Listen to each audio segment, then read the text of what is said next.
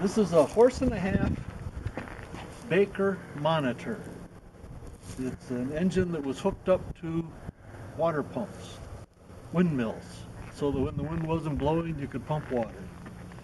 And this has a 12-volt battery to generate spark and a modified automobile coil to generate a really big spark on demand.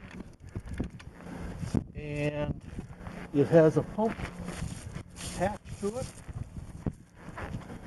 for pumping water.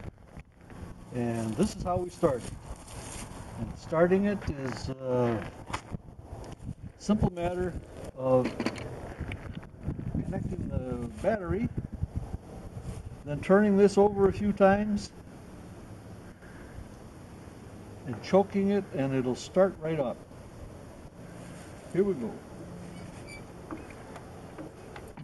Oh, I gotta hold that in.